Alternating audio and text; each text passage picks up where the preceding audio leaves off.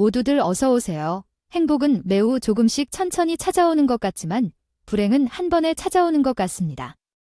그리고 이런 불행은 자꾸만 내게만 찾아오는 것 같은 느낌을 받습니다. 모두들 행복하고 기쁘게 살아가는 것 같은데 왜 내 삶만 이렇게 될까 하는 생각들이 많이 들 것 같습니다. 저 또한 남들은 쉽게 누릴 수 있는 행복, 쉽게 풀리는 일들인데 왜 나만 모든 것이 어려울까요? 왜 나에겐 행복이 찾아오지 않을까요? 어떻게 해야 나도 행복할 수 있을까요? 정말 많이 노력했던 삶인데 정말 쉽지 않더군요. 제게 찾아온 첫 번째 불행은 가족의 교통사고였습니다. 초등학생 때였죠. 엄마, 아빠, 언니, 그리고 우리 가족은 휴일을 맞아 자연농원으로 휴가를 갔습니다. 아버지께서는 당시 중학교 문화교사이셨고 어머니는 중소기업에서 재무팀에서 일하고 계셨습니다. 집안은 넉넉했지만 부모님 둘 다 일하시다 보니 나는 언니와 보내는 시간이 더 많았습니다. 언니의 손맛이 좋아 김치볶음밥을 참 좋아했습니다. 언니, 오늘도 김치볶음밥 먹고 싶어. 김치볶음밥. 알았어. 숙제만 하고 바로 만들어줄게. 나 배고파. 우리 미혜야. 조금만 더 기다려주세요. 나와 5살 차이 나는 언니는 이미 교복을 입고 중학교를 다니고 있었어요. 바쁘신 부모님을 위해 언니가 저를 정말 많이 챙겨줬었죠. 그래서 나에게는 그 당시 언니가 최고로 좋았어요. 부모님의 말은 듣지 않아도 언니의 말은 듣곤 했어요. 언니가 해주는 김치볶음밥이 세상에서 제일 맛있었어요. 응, 언니가 해준 게 최고 맛있지? 언니야, 직접 설거지는 내가 할게. 그릇을 깰 수 있어서 위험한데? 아니야, 밥은 언니가 해줬으니까 정리는 내가 하겠어. 그날 학교에서 돌아와 집에서 언니를 기다리고 있었어. 하지만 그날은 기분이 좋지 않았어. 친구들 때문이었어. 친구들은 주말엔 부모님과 놀러 다녀오고 강사 교습이 끝나면 엄마가 데리러 오는 친구들이 많았는데 나는 한 번도 그런 일이 없었거든. 주말에도 부모님은 쉬고 싶어 하셨어. 집 앞 놀이터에서만 노는 게 전부였어. 그렇지만 부모님이 흥미 없다는 것은 아니었어. 잠자기 전까지 항상 책을 읽어주시고 재미난 이야기를 많이 들려주셨던 걸 기억해. 우리 미애야, 오늘 학교에서 무슨 일 있었니? 있으면서 왜 이렇게 에너지가 없을까? 아니, 선생님이 나를 꾸짖었어. 엄마, 나도 다른 친구들처럼 엄마 아빠와 함께 나가 놀러 가고 싶어. 우리 미애, 엄마가 많이 재미 제고 시간을 못 보낼 때 속상해했나 봐. 미안해, 미애야. 그럼 이번 주말에 아빠랑 언니랑 함께 놀러 가자. 응, 좋아. 꼭 가야지. 그럼 엄마가 맛있는 김밥도 싸다 줄게. 가서 구경도 하고 잔디밭에서 김밥을 먹자. 응, 좋아. 진짜 가겠다.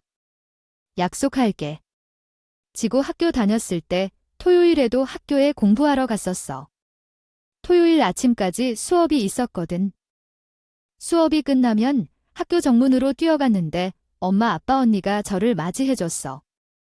달려나오는 나를 보며 손을 흔들어 주시던 모습이 지금도 잊혀지지 않아. 우리 딸, 오늘 잘 공부했어. 응, 선생님 말도 잘 듣고 열심히 공부했어. 어서 자연농원으로 가자. 그래, 출발해볼까? 그렇게 우리 가족은 아버지가 운전하는 차를 타고 자연농원으로 향했습니다. 출발했습니다. 저는 음악 시간에 배운 노래를 신나게 불렀고 엄마와 아빠는 그런 저를 귀엽게 봐주셨어요. 그렇게 도착한 자연농원은 정말 새로운 세계였죠. 쉽게 볼 수 없었던 동물들도 실컷 보고 예쁘게 정리된 꽃을 보며 한껏 흥분해서 돌아다녔던 기억이 납니다. 특히 더 좋았던 건 무엇보다 가족들과 함께 나들이를 봤다는 점입니다.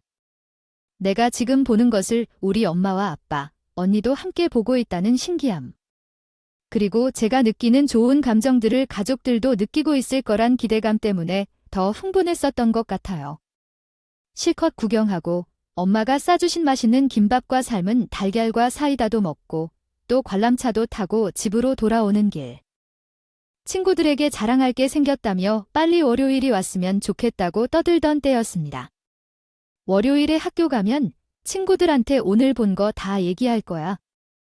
오늘 집에 가서 일기장에도 뭐 했는지 쓰자.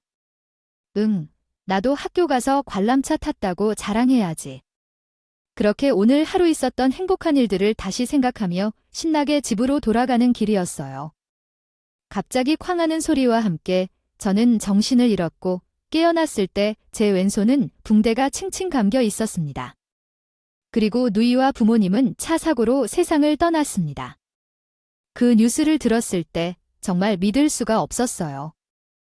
갑자기 세상에 혼자 남겨진 상황. 당시 어떤 기분이었고 무엇을 느꼈는지 설명하기 어려울 정도로 저는 공황 상태였습니다. 무얼 먹어도 토하고 잠도 잘 수 없었어요. 어린 나이에도 잠들면 꿈에 부모님과 누이가 나와 돼 너만 살았냐고 권망할 것 같아 무섭게서 잠을 잘 수 없었어요. 아무것도 먹지 않고 잠도 안 자면 큰일 나요. 절대 맘에 들지 않아요. 제가 아빠와 엄마, 누이와 함께 가고 싶어요. 혼자서 학교 갈 준비를 하고 학교가 끝나고 아무도 반겨주지 않는 곳으로 돌아가느니 그냥 죽는 게 낫겠다는 생각을 했었어요. 그러나 얼마나 강한 삶인지 밥을 먹지 않고 잠도 안 자도 제 몸은 서서히 회복되고 있었습니다. 저에게 닥친 현실을 피하고 싶었어요. 모든 것이 싫고 무서웠어요. 내가 왜 그렇게 두고 떠나셨어? 원망조차 할 수 없었습니다. 마치 죄인이 된 것 같은 기분이었거든요. 만약 놀러 가자고 안 했으면 오늘이 아니라 다른 날 놀러 왔으면 이런 비극이 생기지 않았을까? 친구들이 자랑하고 놀려도 참을 걸 엄마와 아빠는 늘 나와 누이를 위해 노력하셨는데 왜 저는 참지 못하고 꼭 그날 놀러 가야 했을까요? 그리고 가장 무서웠던 것은 언니가 없는 세상은 너무 무서웠어요. 그 생각에 저는 어떻게 살아가야 할지 몰랐어요. 엄마, 아빠, 언니가 너무 보고 싶었어요. 매일 울며 가족을 찾았지만 소망은 이루어지지 않았습니다. 즐겁게 살아가던 제 삶은 이제 어려움으로 가득 찼어요. 누군가 억지로 어려움을 줬다고 나를 떠나간 건 아니라고 하지만 마음속으로는 그런 생각이 들었어요. 하지만 미애는 누가 키워줄까요? 아마도 첫째 이모가 데려갈지도 모르겠어요. 사고 후 입원하고 세 번째 손가락을 상실한 뒤로 나는 친근한 사람이 없고 사랑받는 막내 조카가 한순간에 집안의 천사에서 장마가 되었어요. 아무나 나를 돌보려는 사람이 없어서 여러 친척집을 이리저리 옮겼지만 결국에는 보육원으로 들어가게 되었습니다. 할머니는 형편이 어려워 나를 돌볼 수 없었습니다. 할머니는 사랑하지 못하고 구박만 당하지 말라고 하며 가족에서 벗어나 자유롭게 살아라고 했어요. 어른이 되어서 그때의 할머니 선택을 생각하면 정말로 용기 있는 할머니였다는 것을 알게 되었어요. 나이 어릴 때 친척들은 너무 무서웠고 할머니의 말에만 따랐어요. 하지만 이제 그것이 잘못된 선택이었다는 것을 깨달았어요. 결국 그때의 일들이 모두 비겁한 어른들의 행동이었던 거예요. 외면하고 버린 거잖아요. 하지만 어렸을 때 저는 주변의 사람들이 너무 무서워 그냥 할머니의 말을 따랐었어요. 그리고 나만 눈에 띄지도 않던 그날 의사 선생님께서 나에게 다가와 손을 잡으며 다가오셨어요. 그 순간 나는 놀랐죠. 의사 선생님은 나에게 따뜻한 미소로 인사를 건네며 안녕하세요. 어떤 이름을 가지고 있나요? 하셨어요. 나는 얼뜨거던 기억을 헤아리며 손을 흔들며 답했어요. 의사 선생님께서는 나에게 친절하게 다가와 주셨고 그 얼굴에는 나에게 따뜻한 관심이 담긴 미소가 지어져 있었어요. 그날을 기억하고 있어요. 의료봉사 단체를 통해 저에게 다가와 주신 그 순간 나의 마음은 따뜻함으로 가득 찼어요. 의사 선생님과의 만남을 통해 나의 마음도 조금씩 따뜻해지고 내 안에 있던 공허함도 채워지기 시작했어요. 그 순간 나는 혼자가 아님을 느낄 수 있었고 나에게도 따뜻한 손길과 관심을 주는 사람들이 있다는 것을 깨달았어요. 그 후로 나는 변화가 일어나기 시작했어요. 의료봉사를 통해 받은 따뜻함과 관심이 나에게 큰 용기를 주었고 내 안에 있던 어둠과 고통을 조금씩 이겨내기 시작했어요. 그리고 이제 나는 더 이상 조용하게 무서워하지 않고 내 목소리를 내며 세상과 소통할 수 있는 용기를 얻었어요. 의사 선생님과 간호사 선생님, 그리고 의료봉사를 통해 나에게 따뜻한 손길을 건네주신 많은 사람들에게 진심으로 감사의 말씀을 전하고 싶어요. 나는 이제 더 이상 외로운 고통을 감추지 않고 용기를 가지고 앞으로 나아갈 수 있어요. 함께 해준 모든 분들에게 진심으로 감사드립니다. 호감합니다. 의사 선생님들이랑 함께 놀면서 즐거웠는데 그때쯤 너무 무섭고 싫어했어요. 병원에 있을 때 항상 주사만 찌르고 살기 싫다고 해도 숨길 수 없었지만 저를 살리기 위해 최선을 다해주시던 선생님들이 진짜 싫었어요. 약도 싫어하는데 억지로 먹이는 나쁜 사람들처럼 보였어요. 정말 나 자신이 강요당한 느낌이었어요. 건강을 회복하려면 주사를 맞고 약을 먹어야만 했지만 그런 게 왜 이렇게 싫었을까요? 그래서 이 모든 것을 피해 나왔어요. 보호소 뒤 공터에서 앉아있을 때 한 명의 의사가 다가와 아파 보이지 않는데? 라고 물어봤어요.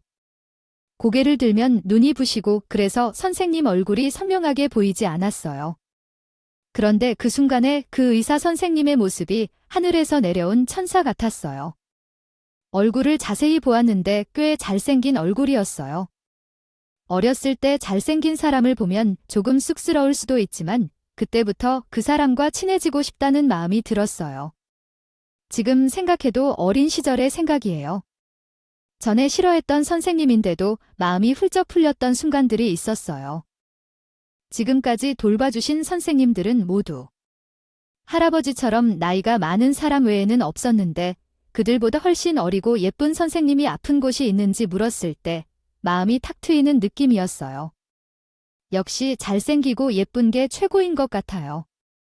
저희 학생들은 아프거나 다친 부분이 없어요? 전에 의사 선생님이 습관적으로 왼손을 가린 걸 보고 그걸 이상하게 여긴 선생님은 제 손을 보려고 했어요. 제 손이 깨끗한지 한번 봐볼까 했더니 자연스럽게 제 손을 가져가셨고 제 왼손을 보고는 의사 선생님의 얼굴이 찌푸려졌어요. 저는 다시 손을 가리려 했지만 의사 선생님은 제 손을 가리지 못하게 막아두셨어요. 이런 일이 벌어졌어요. 변해버린 의사 선생님의 표정이 무서웠기에 말 한마디도 못하고 침묵을 지켰어요. 그리고 제 손을 본 모든 사람들은 제 손을 봤을 때 나쁜 기억이 있었기에 선생님도 그렇게 말할 거라 생각했고 그 때문에 무섭고 서러워서 눈물이 나기 시작했어요. 사고가 나서 다친 건데 아니야. 괜찮다고 하니 좋아하지만 손가락을 계속 안 보호해주면 다른 손가락도 다칠 수 있으니 조심해야 해. 엄마도 없고 아빠도 없고 언니도 없어요. 다들 그리워요. 손가락이 없어진 것 때문에 더 이상 가족이 없는 것이 무서워요. 의사 선생님은 괜찮다라는 말에 내 안의 이야기들이 터져나오기 시작했어요. 내 자신도 이해할 수가 없었는데 의사 선생님은 당황하지 않고 능숙하게 다루며 우리 학생에게 그런 일이 있었구나.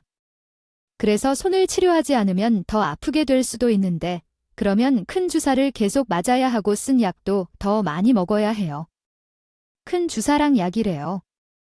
네. 그래서 여기서 이러고 있지 말고 선생님과 함께 치료를 받으러 가자. 당신이 앉아있던 곳에서 일어나 의사 선생님의 손을 잡고 나왔어요. 그래요. 병원에 매일 가야 하나요? 아니요. 2주에 한 번씩만 오면 돼요. 미애 씨에게 무슨 일이 있었나요? 이 손가락은 이미 잘 수술을 받았기 때문에 괜찮아요. 돈이 될까요? 당황해서 왔네요. 당혹스럽게 보호자로부터 다가온 보육원 선생님은 이제 제 손에 문제 없다고 말했고 그런 선생님에게 주목하며 바라보던 의사 선생님은 한숨을 쉬며 말했습니다. 수술은 성공적이었지만 이 아이는 아직 성장기에 있어 손이 커지는 동안 상처가 나타날 수도 있습니다. 꾸준한 치료와 추이를 지켜봐야 할 것입니다. 하지만 이 아이는 아직 여기서 떠날 수 없습니다. 이곳이 감옥인가요? 무서워하는 말에 의사 선생님의 냉정한 발언에 보육원 선생님이 경멸적으로 말했고 분위기를 눈치챈 보육원 원장이 저희가 있는 곳으로 다가왔습니다. 미혜야, 송이가 많이 아프니까 사실 잠드는 동안 손이 아팠던 적이 많았어. 그러나 솔직하게 말해도 괜찮은 건지 그냥 눈만 굴리다가 있었어. 이전 병원에서 처방을 받고 계속 통원 치료를 받아야 했는데 그런 이야기는 전혀 전달되지 않았나요? 그 병원은 어디입니까?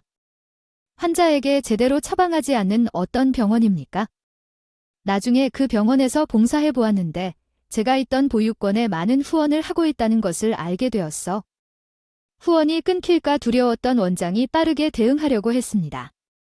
그래서 보육원 원장님은 호통치는 의사 선생님을 보며 제가 여기에 온 이후로 병원에 간 적이 한 번도 없다는 사실을 얘기했고 담당 선생님은 그런 보육원 원장님과 선생님을 못마땅하게 쳐다보고 있었습니다.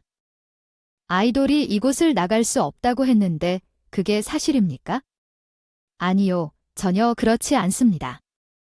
아이가 나오기 힘들다면 매주 와서 이 아이의 손을 봐주겠습니다. 보안이 여기서 지내고 있는 아이들 중에서 이 아이가 지금 상태가 제일 좋지 않습니다. 동주 선생님, 와서 이 아이 손 좀 봐주세요. 성형외과 담당이라던 선생님이 오셔서 제 손을 봐주시더니 제 손이 완전히 성장이 될 때까지 그리고 성장한 후에도 꾸준한 치료와 상태를 봐야 한다고 하셨어요. 그리고 저를 처음 발견하신 의사 선생님은 정형외과 전문이라는 걸 조금 더 큰 후에 알게 됐습니다. 어이구, 우리 학생 많이 아팠을 텐데 그래도 잘 참았네요. 앞으로 아프면 무조건 말해야 해요. 알았죠? 네, 그렇게 봉사를 왔던 선생님들이 돌아가고 보육원 원장님은 저를 따로 불러셨습니다.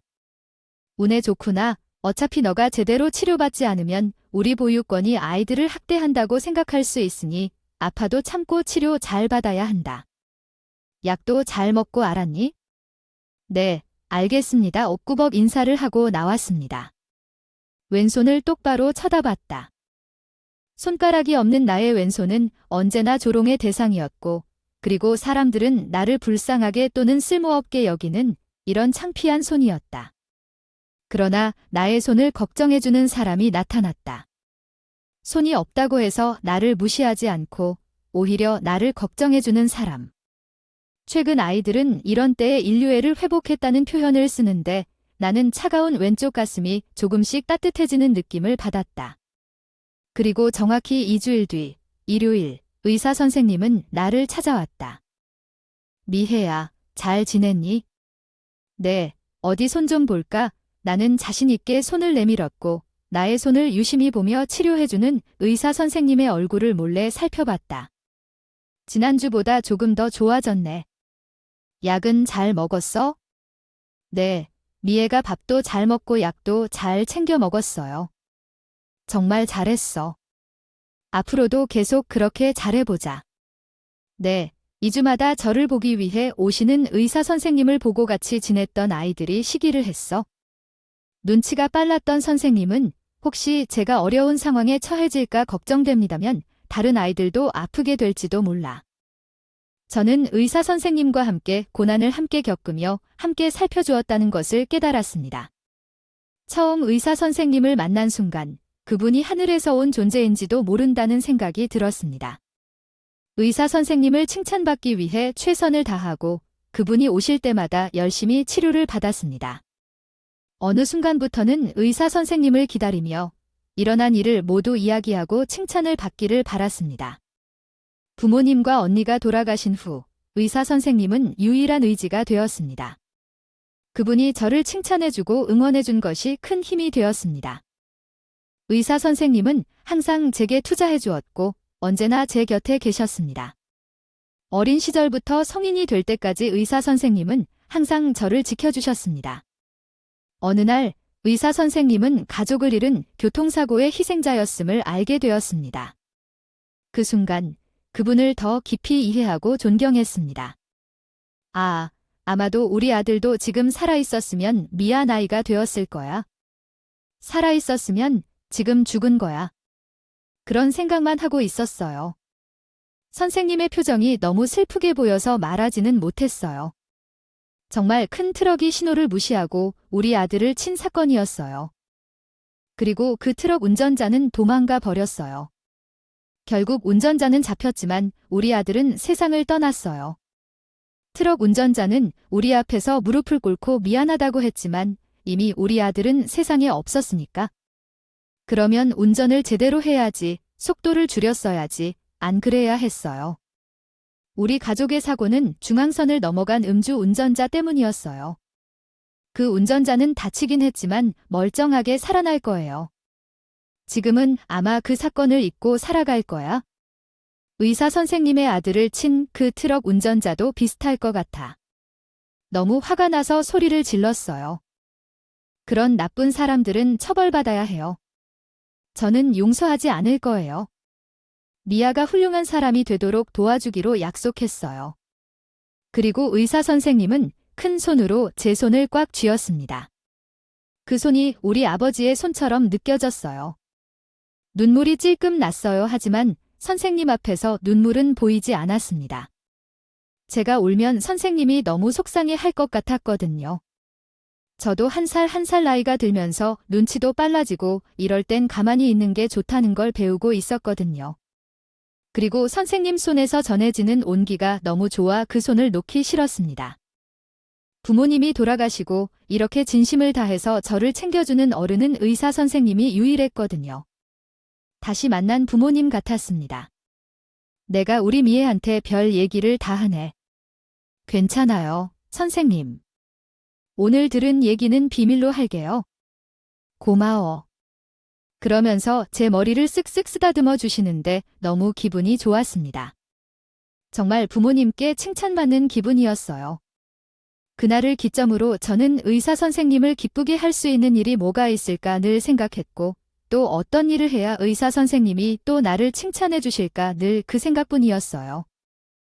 공부도 더 열심히 하고 보육원에 있는 저보다 나이가 어린 아이들을 잘 돌보고 그때까지 먹었던 약 역시 하루도 빼놓지 않고 열심히 먹었습니다. 그리고 중학생이 되면서 성장통이 심했던 저는 잘 때마다 다친 왼손에 극심한 통증이 느꼈어요.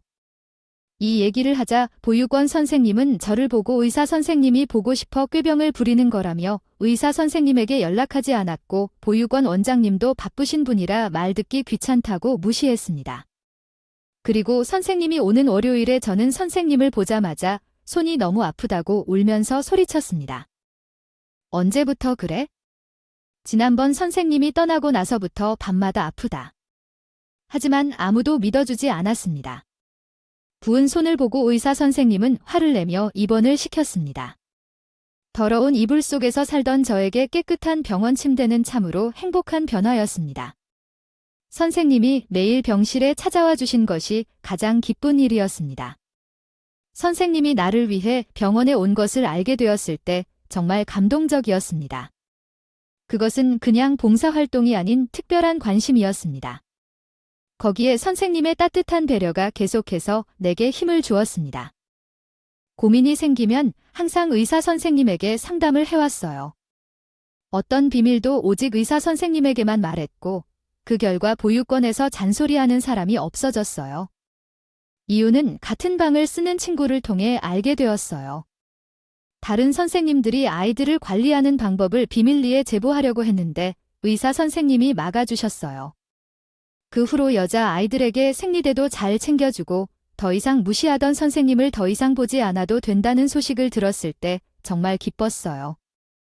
이 모든 일들이 의사 선생님이 해주신 것이라 생각하니 마음이 편해지고 선생님을 다시 만나서 함께 보육원을 좀 더 나은 곳으로 만들기 위해 노력할 거예요.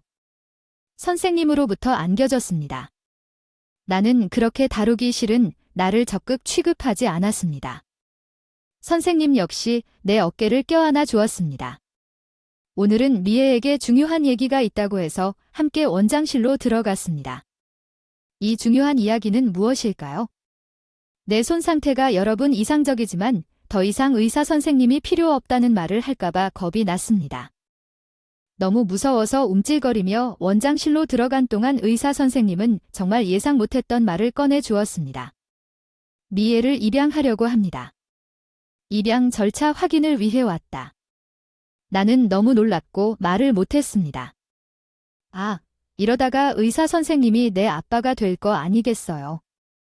이렇게 훌륭한 사람이 내 아빠가 된다니 하늘에 계신 아빠에게 너무 죄책감을 느꼈지만 그 순간 정말 기쁨을 감출 수 없었습니다. 미애는 큰 아이입니다. 입양을 통해 어려움이 있습니까? 미애를 입양하더라도 우리 병원의 후원은 계속될 겁니다. 원장은 의사 선생님의 말에 아무런 말도 하지 않았습니다. 그리고 의사 선생님이 떠난 후 원장은 따로 나를 불러서 어떻게 내가 의사를 꼬셨는지 모르겠지만 어쨌든 입양에 합격했으니 축하한다 말했습니다. 분명 기분 나쁜 말이었을 텐데 의사 선생님께서 입양의 가능성을 제시한 적은 없었습니다. 저는 선생님이 참 좋았을 뿐이에요. 하지만 이런 원장님의 빛을 받아들이기는 쉽지 않았습니다. 의사 선생님이 아버지가 될 거라는 생각은 그냥 아니던 거죠. 그런데 그 기쁨은 오래가지 않았어요. 입원 치료 중인 날 아버지가 될 의사 선생님과 아프지 않은 손 얘기를 하겠다는 게 아니라 다른 이야기를 했어요. 학교 동급생에 입지 않는 이야기나 냄새에 대한 얘기 등을 든든히 해주시는 여성이 밖에서 저를 기다리고 계셨어요. 학생 이름 이향인가요? 그랬어요. 하지만 잠깐만요. 어떻게 이야기 좀 할까요? 방금 만난 학생이 될 예정인 한상철 선생님의 부인이 계셨어요. 제가 순간 긴장했습니다. 선생님의 부인이면 곧 나의 어머니가 될 것이잖아요. 가슴이 두근거리면서 그분을 따라갔습니다. 뒤늦게 그렇게 말하지 않을 거예요. 미혜향을 입양할 생각은 없어요. 남편이 미혜향에 어디까지 말한 건지 모르겠지만 우리 부부에겐 아들을 잃은 슬픔이 있어요. 그 슬픔을 미혜향으로 대체하고 싶은 마음은 없어요. 아들은 우리 자식이니까요. 이해하시죠? 기대하지 않아주시면 좋겠어요. 그저 우리 아이로서 지내고 싶어요. 입양은 부모가 될 사람 모두가 찬성해야 하는 것을 알죠. 저희 미혜영은 우리 가족으로 맞지 않을 거예요. 남편한테 어떤 얘기를 해서 미혜양을 입양하겠다고 하는 건지 모르겠지만 착각하지 마세요. 미혜영이 우리 가족이 될 일은 없을 거니까. 본인의 말만 하고 떠난 선생님의 아내는 차가운 사람이었습니다. 며칠 뒤 보육원까지 찾아와 입양하지 않을 거라고 엄포를 놓고 갔어요. 그리고 다른 간호사를 통해 약만 전달한 의사 선생님은 한동안 저를 찾아오지 않았습니다. 큰 충격과 상처를 입은 저는 한동안 밥도 먹지 못하고 울기만 했어요. 정말 어렵게 마음을 연 사람이었는데 어떻게 나한테 이럴 수 있지? 얼마 후 선생님이 보육원으로 찾아왔습니다. 미애야 미안해. 내가 아내를 설득하고 있으니까 걱정하지 마. 의사 선생님은 미안해하며 저를 따라다녔지만 저는 선생님을 모른 척했습니다. 아내께서 그렇게 강경하게 나오는데 저를 입양할 리가 없잖아요. 저를 잔뜩 기대하게 해놓고 아내분과 상의도 없이 저를 입양하겠다고 얘기해놓고 또다시 저를 실망하게 만든 선생님이요. 세장님에게 선물을 하나도 싫어하겠어요. 그래서 죄송하다며 모든 선물을 버리고 의사 선생님을 바꿔달라고 말했습니다. 정말 괜찮은 거예요. 네, 괜찮습니다. 얼마 후에 오늘이 마지막이라며 찾아온 의사 선생님은 미국으로 떠난다며 더 이상 나를 찾아올 수 없다고 말했습니다.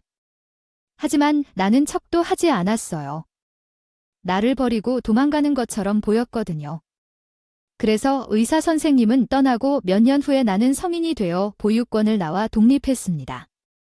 의사 선생님과 헤어진 후에는 공부도 소홀히 하고 대학은 성적도 성적이지만 등록금 때문에 꿈을 꿀 수 없었어요.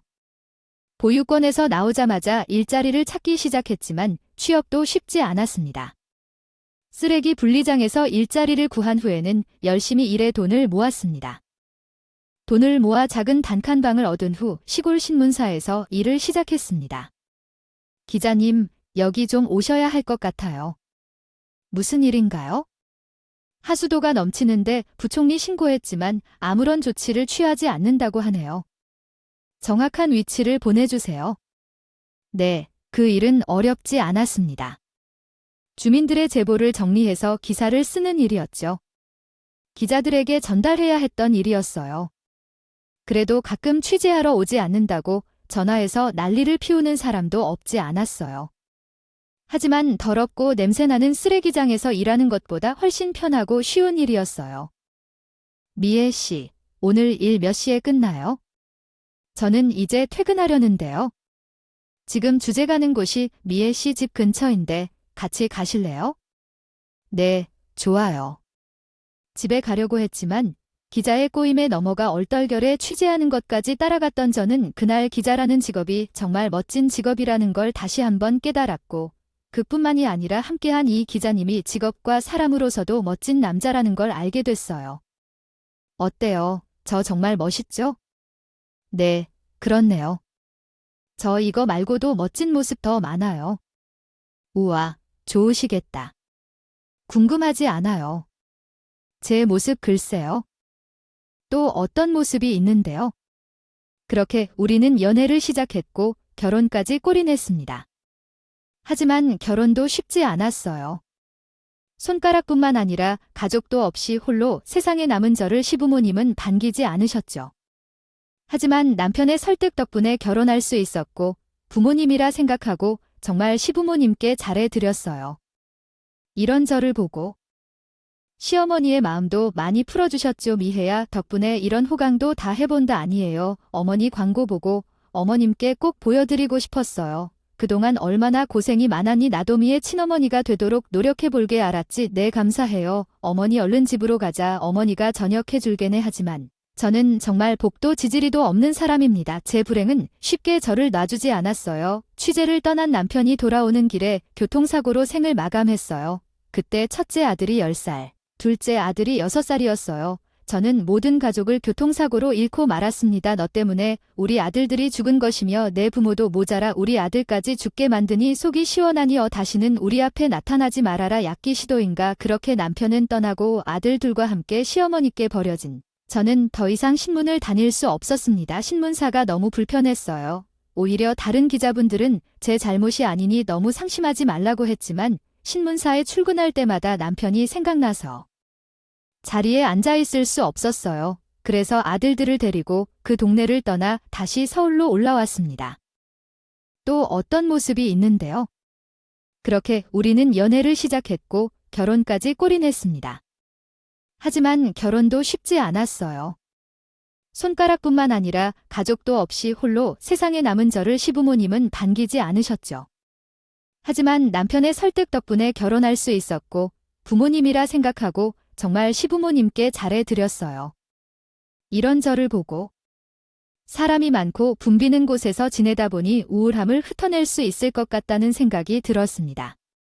보유권에 들어온 이후로는 도시로 소생한 적이 없던 저는 높은 월세를 내기 위해 더 열심히 일해야 했어요.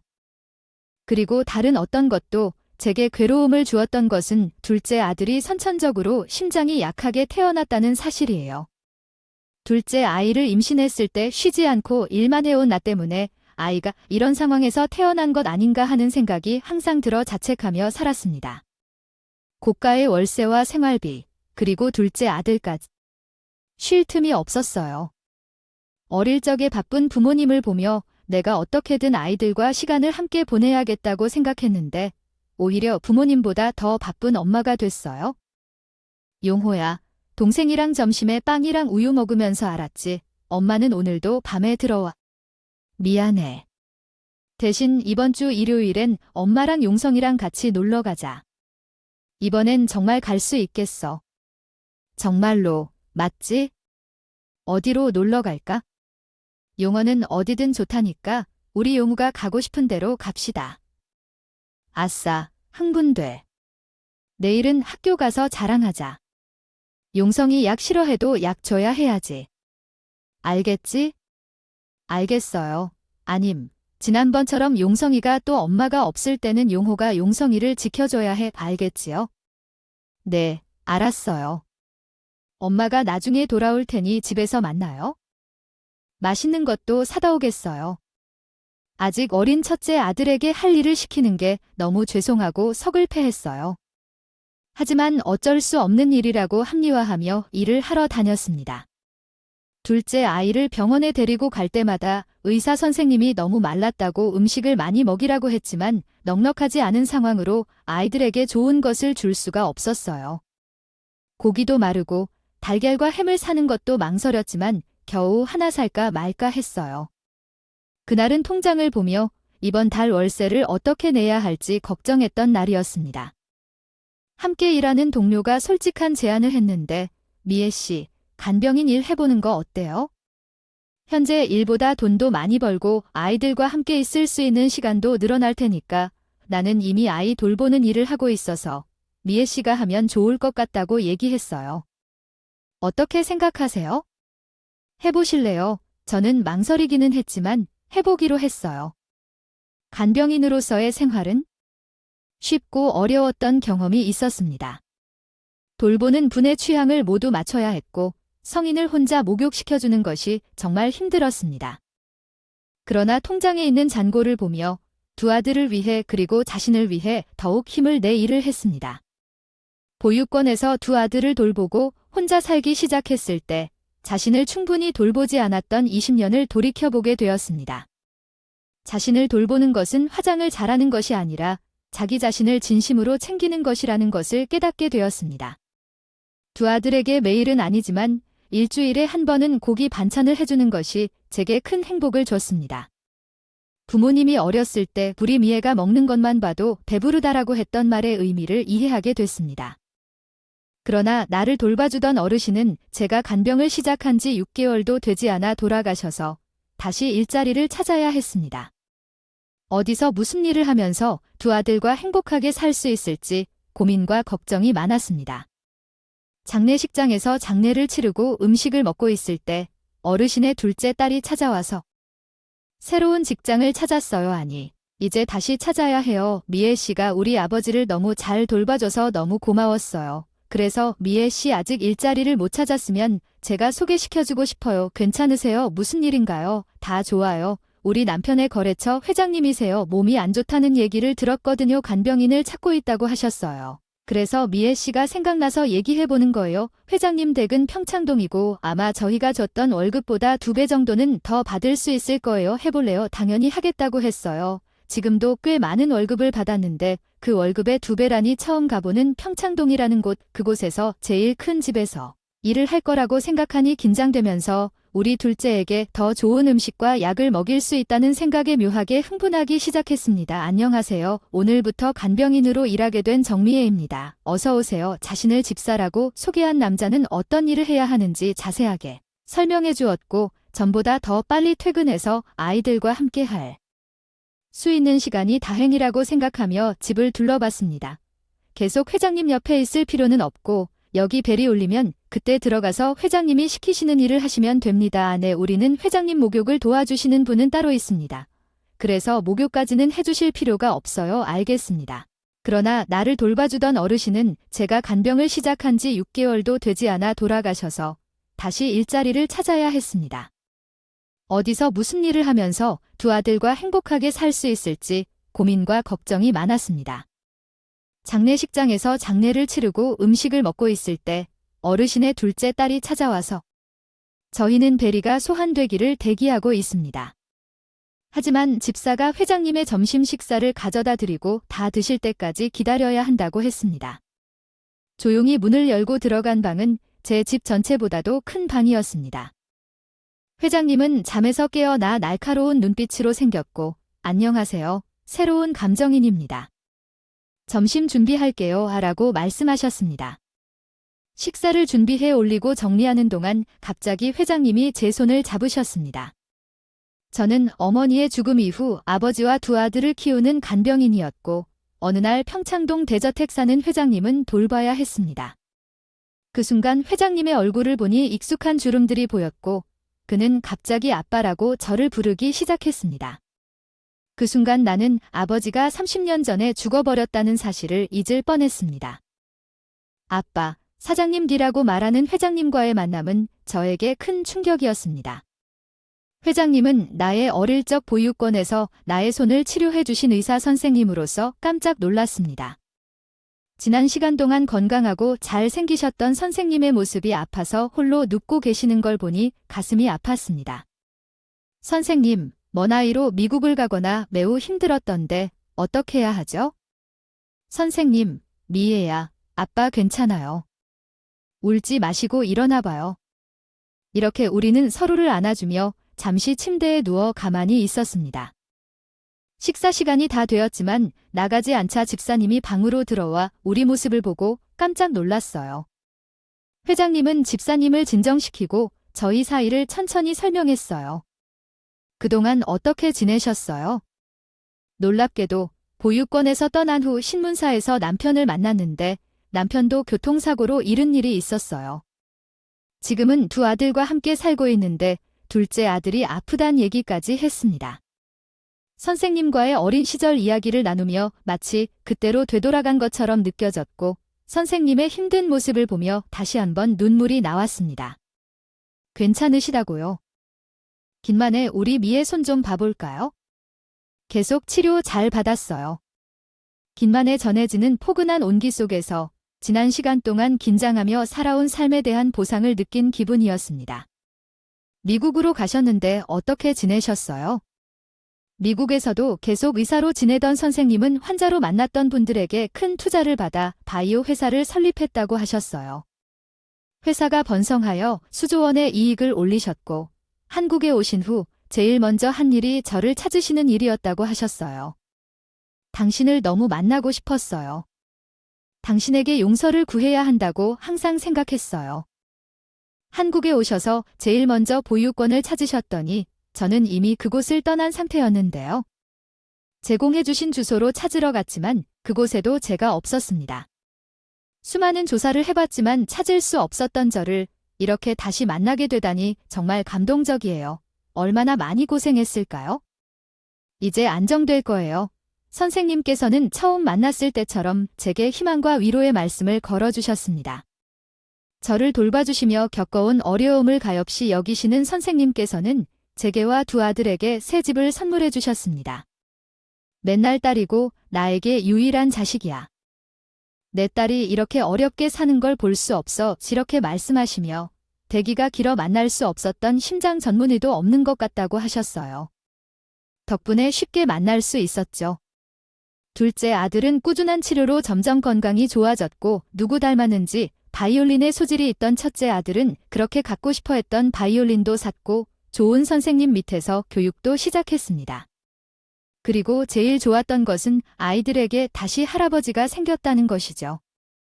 친할머니와 친할아버지는 남편이 죽은 후 아이들을 보려 하지 않았고 아이들은 할머니와 할아버지의 사랑이 뭔지 모르면서 자라고 있었거든요. 할아버지, 제가 오늘 배운 곡 연주해 드릴게요. 오냐, 우리 들어보자. 선생님 아니죠. 이젠 아버지죠. 아버지의 삶에도 활력이 돌기 시작했고 여전히 거동은 불편하시지만 웃음이 많아지셨다며 집사님도 좋아하셨습니다. 언제쯤 모든 불행이 멈출까 생각했어요. 하지만 전 이미 제 불행을 멈추게 해주고 행복을 가져다 줄 사람을 만났는데 너무 길게 돌아온 거 있죠? 말 그대로 저는 행복한 매일을 보내고 있어요. 하지만 이 행복을 전혀 당연하다고 생각하지 않고 있습니다. 세상에 당연한 건 없다는 걸 살면서 깨달았거든요. 언젠가 또 다른 불행이 저를 찾아오겠죠. 하지만 이젠 무섭다고 울지 않고 맞서 싸울 용기가 생겼습니다. 그러나 미리 걱정하지 않고 현재를 즐기려고 해요. 어렵게 찾아온 행복을 쉽게 놓치고 싶지 않아요. 여러분도 제가처럼 너무 절망에 빠지지 않았으면 좋겠어요. 그러면 분명히 어느 날 갑자기 행복이 여러분을 찾아올 거예요. 이야기를 들어주셔서 감사해요. 모두 안녕히 계세요.